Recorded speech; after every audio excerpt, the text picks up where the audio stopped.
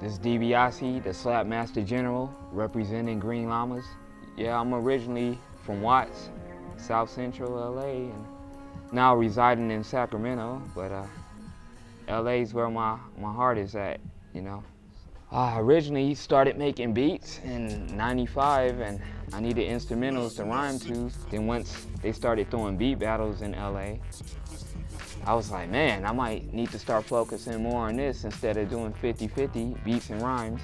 Low End Theory came around 2007, 2008. I got my first chance to rock there, and then say around 2010, that's when I started doing more beat sets and traveling more. I dabble in some soulful house, some footwork, sample a lot of 8-bit, Nintendo stuff.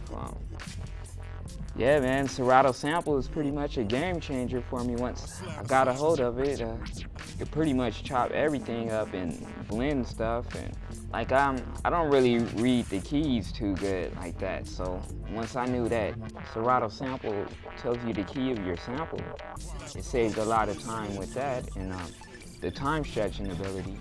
Yeah, when I drop a sample in, if I know that it's not really a quick sample and it's kind of slow, just time stretch it where it matches to my default BPM. And then if I need to slow it down a little bit more, I can do that or pitch it up.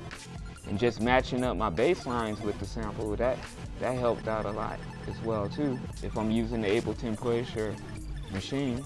That was pretty much the game changer, and also dropping acapellas in here, it does wonders with it because you can drop the acapella in on the fly, especially if you know the BPM of the song. You don't really have to warp nothing too much. You can route it through Ableton and then you can do it live and record it in live. So I had a vocal sample, and I'll set the size of the chops to 4 normally, but this time I set it to 8.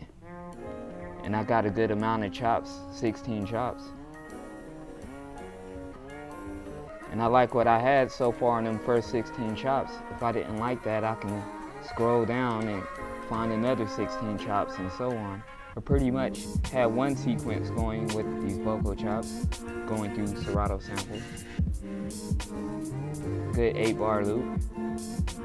I also did some vocal chops as well.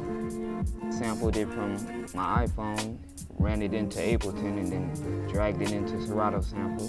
So that was cool with Serato's time stretching ability, because the vocal was originally at 90 BPMs and the beat was at 80 BPMs, so it kind of slowed it down and matched it up, right?